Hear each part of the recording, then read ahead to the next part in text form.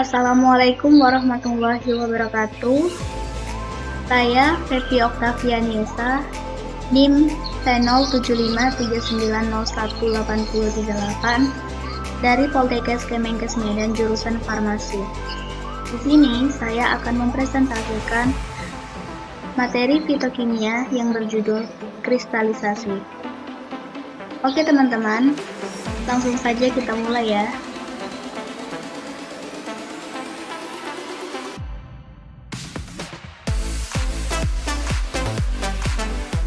Nah, dalam topik pembahasan kristalisasi ini, saya akan mencoba memaparkan apa sih kristalisasi itu, bagaimana mekanisme pembentukan kristal, apa saja syarat-syarat untuk menjadi kristalisasi, bagaimana proses terjadinya kristalisasi, dan langkah-langkah apa saja dalam kristalisasi. Oke teman-teman semuanya, pertama kita harus tahu apa pengertian kristalisasi. Dan kita harus mengerti ini.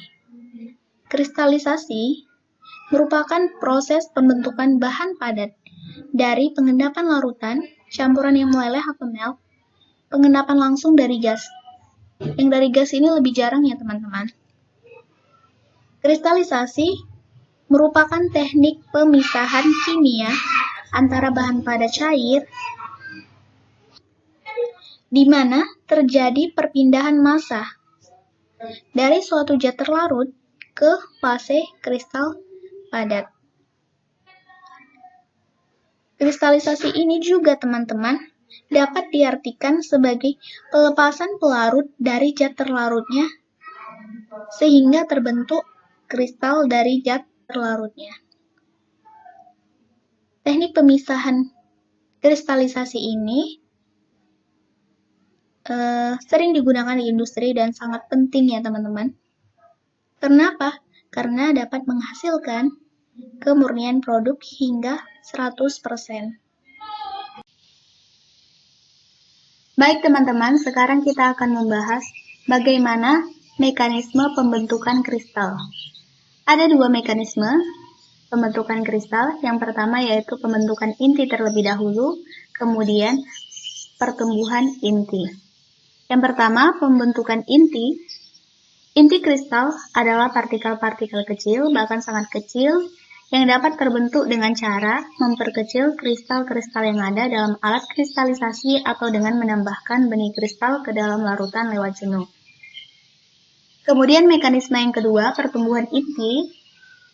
Pertumbuhan inti dengan dua cara, yaitu transportasi molekul-molekul atau ion-ion dan penemuan molekul-molekul atau ion-ion yang ada pada sisi kristal. Transportasi molekul-molekul atau ion-ion dilakukan dengan cara difusi. Difusi adalah peristiwa mengalirnya atau berpindahnya suatu zat dalam pelarut dari bagian berkonsentrasi tinggi ke bagian yang berkonsentrasi rendah. Akan semakin cepat jika derajat lewat jenuh dalam larutan semakin besar. Kemudian penemuan molekul-molekul atau ion-ion yang ada pada sisi kristal.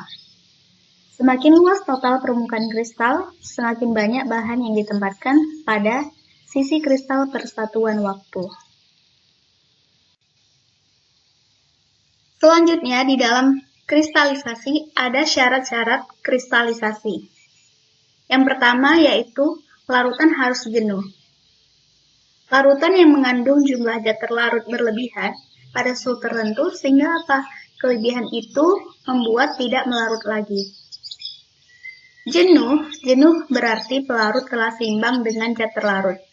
Artinya konsentrasinya telah maksimal kalau larutan jenuh suatu zat padat didinginkan perlahan-lahan. Oleh karena itu, pelarut harus telah seimbang dengan zat terlarut.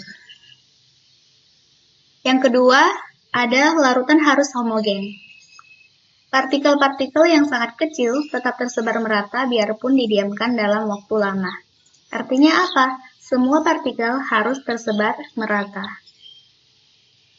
Kemudian yang ketiga, adanya perubahan suhu. Teman-teman, Penurunan suhu secara drastis. Kenaikan suhu secara drastis tergantung dari bentuk kristal yang diinginkan. Sebagian zat terlarut atau bahan akan mengkristal, dalam arti diperoleh larutan superjenuh atau lewat jenuh. Artinya apa? Adanya perubahan suhu hingga diperoleh larutan lewat jenuh. Selanjutnya ada beberapa metode kristalisasi, diantaranya yaitu pendinginan, pemanasan, dan pendinginan, penambahan zat lain. Yang pertama, pendinginan. Pendinginan untuk bahan-bahan yang kelarutannya berkurang drastis dengan menurunnya temperatur. Kondisi lewat jenuh dapat dicapai dengan pendinginan larutan panas yang jenuh. Kemudian ada pemanasan. Pemanasan ini untuk bahan-bahan yang kelarutannya berkurang sedikit dengan menurunnya suhu. Kondisi lewat jenuhnya dapat dicapai dengan penguapan sebagian pelarut. Kemudian ada pemanasan dan pendinginan. Ini merupakan proses larutan panas yang jenuh dialirkan ke dalam sebuah ruangan yang divakumkan. Sebagian pelarut menguap. Panas penguapan diambil dari larutan itu sendiri, sehingga larutan menjadi dingin dan lewat jenuh. Metode pemanasan dan pendinginan ini disebut juga dengan metode kristalisasi vakum.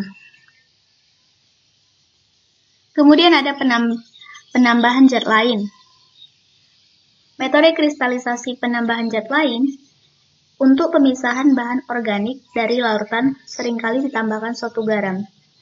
Garam ini larut lebih baik daripada bahan padat yang diinginkan sehingga terjadi desakan dan membuat bahan padat menjadi terkristalisasi. Nah, ini teman-teman ada contoh kristalisasi. Contoh kristalisasi yaitu dalam pembuatan garam dapur dari air laut. Dalam pembuatan ini, mula-mula air laut ditampung dalam suatu tambak. Kemudian, dengan bantuan sinar matahari dibiarkan menguap. Setelah proses penguapan, dihasilkan garam dalam bentuk kasar dan masih bercampur dengan pengotornya. Nah, untuk mendapatkan garam yang bersih, diperlukan proses rekristalisasi atau pengkristalan kembali. Nanti ini akan kita bahas di materi selanjutnya, yaitu dengan mencuci menggunakan air garam 38-40%, kemudian diuapkan. Nah, untuk garam dapur yang dikonsumsi, perlu ditambahkan kalium iodida sesuai dengan peraturan dari Kementerian Kesehatan. Yang kedua contohnya ada pembuatan gula putih dari tebu. Bagaimana pembuatan gula putih dari tebu? Teman-teman pasti penasaran. Pertama, batang tebu dihancurkan dan diperas untuk diambil sarinya. Kemudian kita uapkan dengan pengempan hampa udara, sehingga air tebu tersebut menjadi kental lewat jenuh dan terjadi pengkristalan gula. Dan kristal ini kemudian dikeringkan, sehingga diperoleh gula putih atau gula pasir. Nah, gula putih atau gula pasir kadang-kadang juga dilakukan proses pemutihan. Nah, dalam kristalisasi ini juga ada faktor-faktor yang harus diperhatikan. Tidak boleh asal-asalan juga, teman-teman. Nah, dalam keadaan cair, atom-atom tidak memiliki susunan teratur dan selalu mudah bergerak.